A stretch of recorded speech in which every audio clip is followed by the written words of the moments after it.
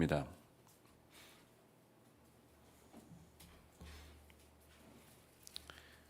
시편 78편 40절부터 55절까지 말씀을 우리 한 절씩 교독하고 마지막 절 55절은 함께 읽도록 하겠습니다. 그들이 광야에서 그에게 반항하며 사막에서 그를 슬프시게 함이 몇 번인가?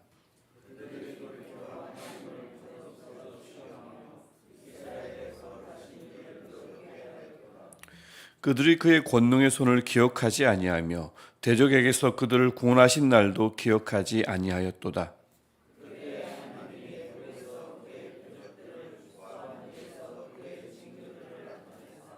그들의 강과 시내를 피로 변하여 그들로 마실 수 없게 하시며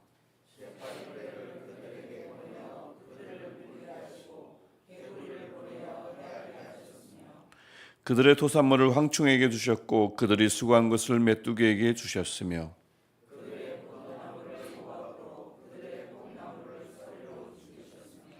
그들의 가축을 우박에 그들의 양떼를 번갯불에 넘기셨으며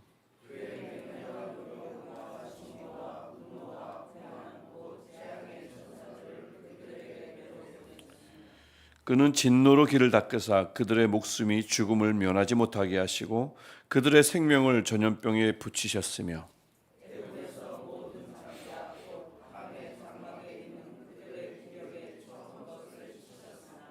그가 자기 백성은 양같이 인도하여 내시고 광야에서 양떼같이 지도하셨도다.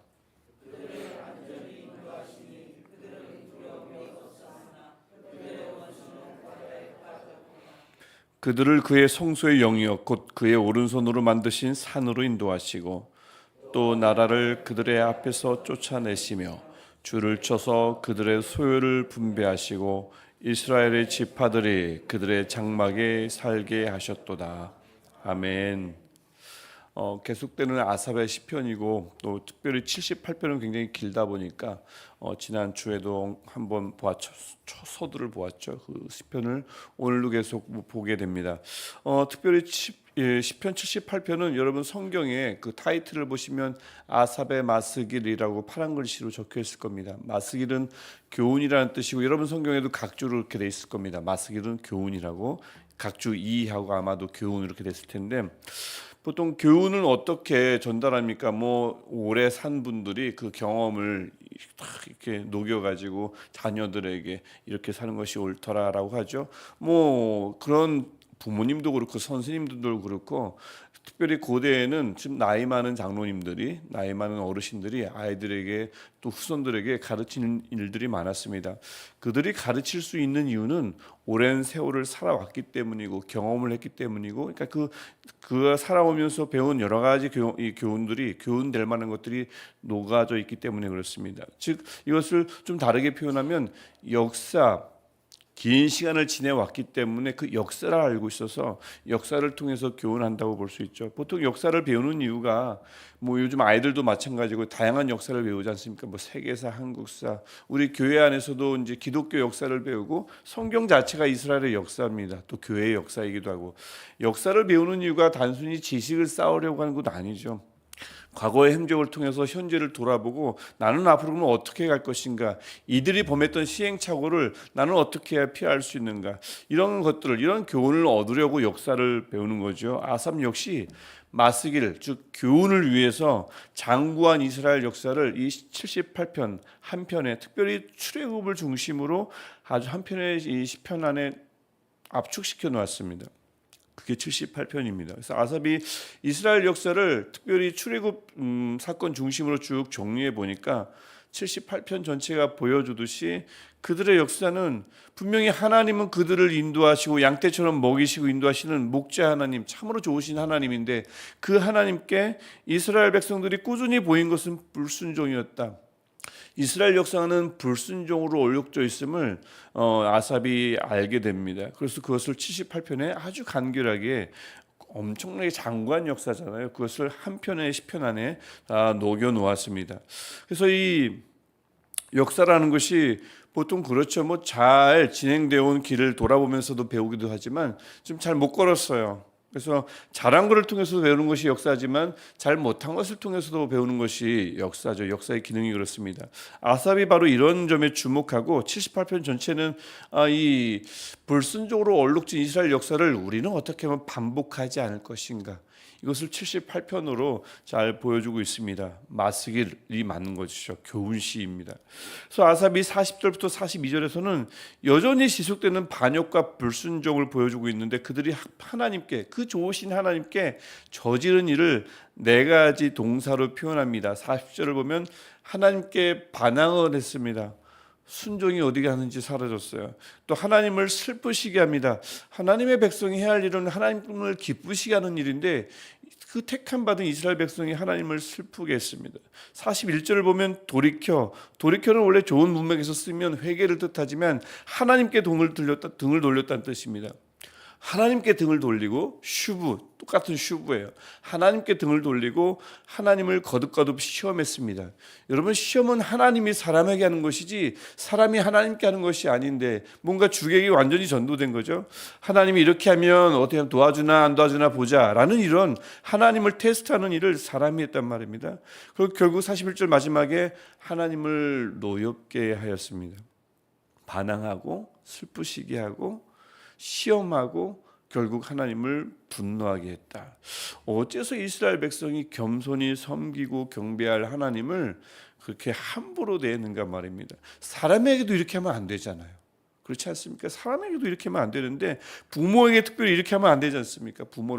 부모에게 반항하고 슬프게 하고 부모를 시험하고 부모를 노엽게 하는 것, 이거 뭐 아이들이 사춘기 때나 잠깐 하는 건 아니겠습니까? 이스라엘 백성이 집단적으로 사춘기에 접어드는 건지 이들이 하나님께 그렇게 대했단 말입니다. 아삽이 쭉 역사를 정리하다 보니 42절에서 원인을 찾습니다. 원인은 출애굽 시 나타난 하나님의 권능의 손을 42절 기억하지 않았고 그들을 대적에게서 구원하신 날도 기억하지 않았습니다. 두 번 반복되죠. 그들이 기억하지 않았습니다. 그러니까 어쩌다 보니까 잊어버렸다라고 말씀하지 않고 그들이 기억하지 않았다, 굉장히 다분히 의도적인 태도임을 이 본문을 통해서, 이 기억하지 않았다는 표현을 통해서 보여줍니다. 특별히 또 이 사실을 강조하려고 히브리어 원문을 보면 42절에 이 동사를 문장 제일 앞에 두었어요. 왜 이들이 이렇게 하나님을 못 살게 굴었는가 하면 기억하지 않았다. 무엇을? 권능의 손을, 구원하신 나를. 이런 어순으로 나옵니다.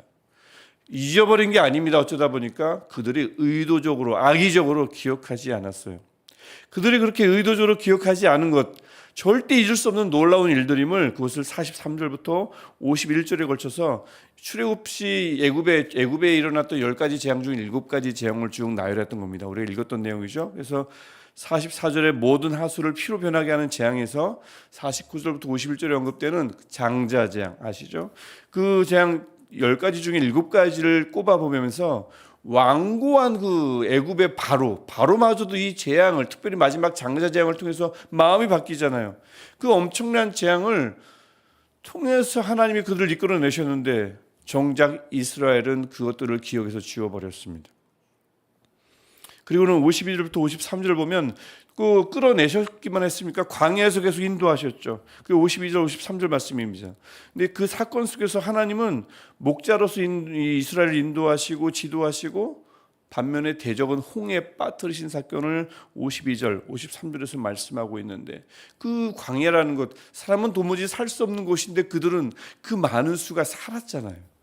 그러니까 이 광야는 사람들에게는 죽음의 장소지만 적어도 이스라엘 백성에게 광야는 은혜의 장소로 기억되어야만 했습니다. 가장 분명하게 하나님의 은혜가 드러난 곳이 바로 그 광야였거든요.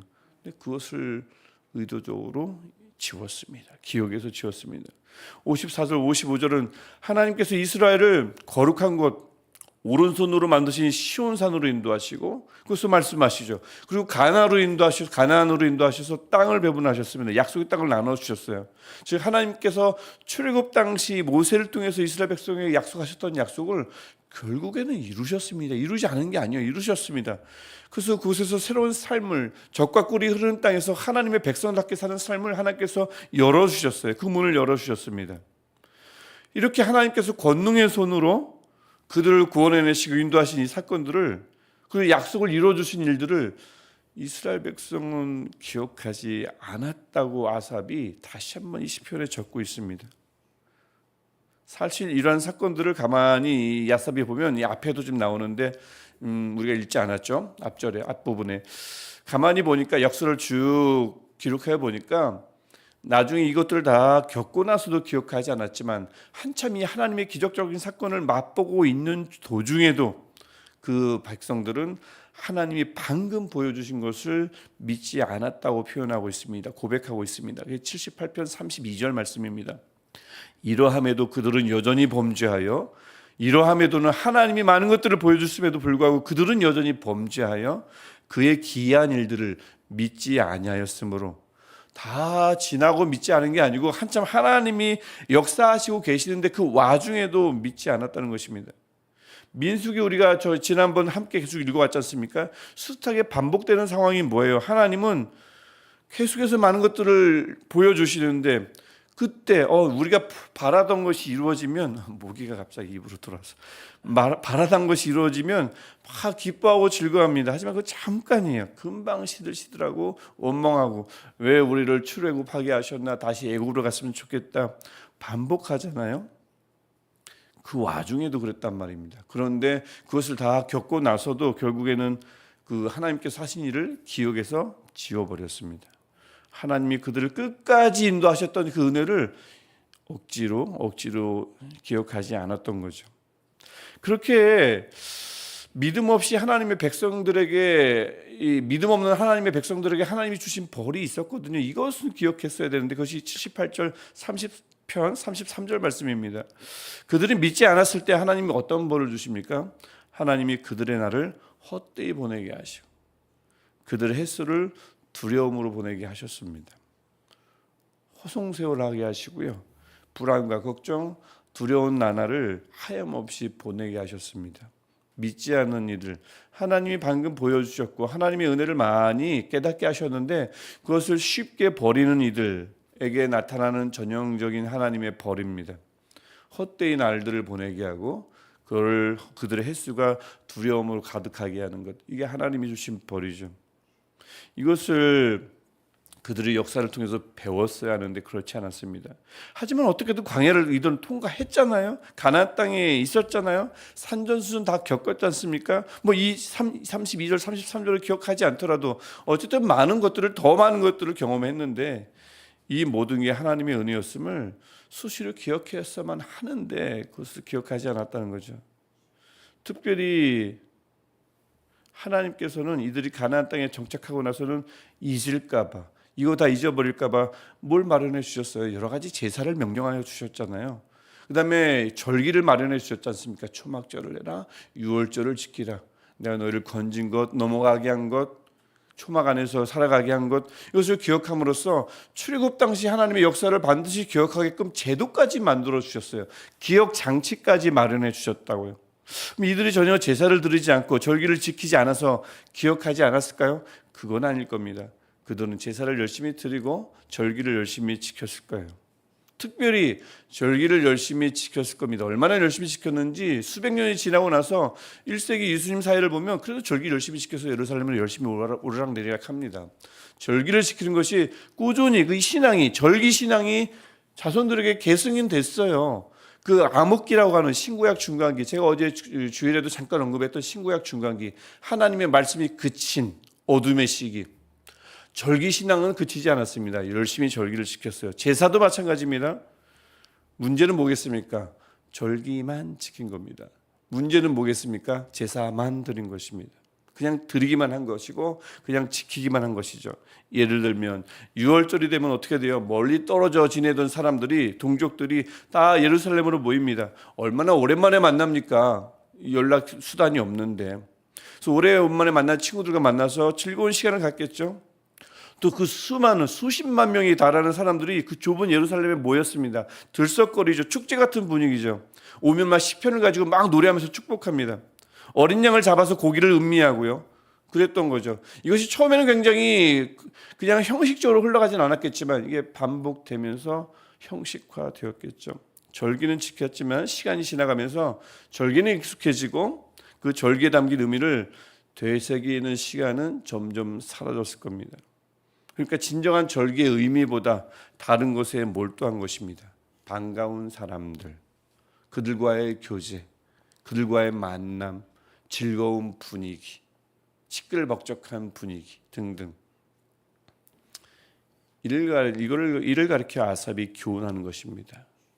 이렇게 하나님을 기억하지 않는 사람들과 그들의 모임은 오히려 하나님을 기쁘게 하지 않고 하나님을 슬프게 하고 노엽게 하는 것이라고 교훈시 마스기를 통해서 당시 백성들에게 알리고 있습니다. 하나님을 기억하지 않는 사람들과 하나님을 기억하지 않는 사람들의 모임은 그것이 제사라 할지라도 그것이 절기라 할지라도 하나님의 뜻에 저항하는 것이며 하나님께 등을 돌리고 하나님을 시험하는 행위라고 말하고 있습니다. 바울도 후대에 이와 같은 경고를 고린도 교회에 준 적이 있습니다. 고린도전서 11장 17절을 보시면 내가 명하는 이 일에 너희를 칭찬하지 아니하나니 이는 너희의 모임이 유익이 못되고 도리어 해로움이라. 모임이 예배가 무조건 좋은 게 아니었네요. 벌써 2000년 전 고린도 교회에서도 이런 것들이 나타났음을 볼 수가 있습니다. 모였는데 화합이 아니라 분쟁이 일어나요. 모였는데 하나님을 기억하지 않고 자신의 욕심을 채우기 바쁩니다. 나 이것이 부족했거든요. 이게 좀 갈급했거든요. 그것을 채우기 바쁩니다. 하나님을 기억하는 예배, 하나님을 기억하는 제사, 하나님을 기억하는 절기가 아니라 나의 것을 채우기 위해서 사람들로부터, 분위기로부터, 여러 가지 것들로부터 하나님을 기억하는 것이 아니라 나를 충족시키는 것에 온통 몰두했던 모임이 가지고 있는 병폐를 사도 바울도 고린도전서 11장에서 고린도 교회를 향해 보여주며 질타하고 있습니다. 우리 교회의 주일 모임은 어떨까요? 우리 교회가 지금까지 역사도 별로 없지만 그동안 지켜왔던 다양한 절기는 어땠습니까? 그 안엔 당연히 반가운 사람들의 모임이 있었고요. 교제가 있고 흥겨운 분위기도 있습니다. 필요합니다. 하지만 오늘 아삽의 마스길, 아삽의 교훈이 우리에게도 교훈합니다. 우리가 가지고 있는 모든 모임, 우리 안에서 일어나는 모든 모임, 이 새벽 예배도 마찬가지입니다. 가장 최우선적인 목적은 나를 채우기 이전에 하나님을 기억하는 것입니다. 이게 첫 번째입니다. 아삽이 전합니다. 그래서 하나님에 대한 기억을 버리는 순간, 지우는 순간 우리 역시 순종은 사라질 것이고요. 하나님과의 관계는 대립으로 돌변할 것임을 보여주고 있습니다. 이게 바로 78편을 통해서 전하는 아삽의 마스길, 아삽의 교훈입니다. 하나님의 권능의 손을 기억하고 우리를 구원하신 나를 기억하는 것, 이것이 가장 먼저라고, 이것이 가장 최우선이라고 아삽은 시편 78편을 통해서 우리에게 말씀하고 있습니다. 그렇게 기억해야 할 것을 기억하기만 하면 하나님께 반항하는 대신 순종하고 하나님을 슬프게 하는 대신 하나님을 기쁘시게 하며 하나님께 돌이켜 시험하는 대신 그 하나님을 신뢰하고 노엽게 하는 대신 활짝 웃게 해드리는 우리가 될 수 있다고 시편 78편 오늘 본문은 우리에게 말씀하고 있습니다. 우리의 모든 예배가, 우리 교회 안에서 일어나는 모든 절기가 그렇게 하나님을 기억하는 절기가 되어 하나님을 기쁘시게 하는 모임이 되기를 축복합니다. 특별히 오늘도 월요일 아침 지금 이 시간도 하나님을 먼저 기억하며 기도함으로 나아갈 때 그를 슬프시게 함이 몇 번인가 라는 탄식 대신 오늘 우리 모습을 통해서 기뻐하신 하나님을 깊이 만나는 기쁨의 대화의 시간이 되기를 주님의 이름으로 축복합니다. 기도하겠습니다. 하나님, 우리만큼은 주의 권능의 손과 우리를 구원하신 날을 절대 잊지 않게 하옵소서. 날마다 기억하게 하옵소서. 우리가 절기를 기념할 때나 모일 때나 예배로 모일 때나 구역 모임으로 모일 때나 어떤 모임이든지 하나님의 은혜를 가장 먼저 기억하는 모임 되게 하셔서 그 모임이 어떤 모임인지 해로운 모임이 아니라 주를 기쁘시게 하는 모임 되게 하옵소서. 하나님, 그래서 오늘 이 아침도 슬퍼하시는 주님이 아니라 기뻐하시는 주님을 만나며 그 주님과 함께 동행하며 귀한 하루, 귀한 한 주를 시작하는 우리 모든 하나님의 백성, 예배자들, 기도자들 될 수 있도록 주님 은혜의 은혜를 더하여 주옵소서. 예수님의 이름으로 기도합니다. 아멘.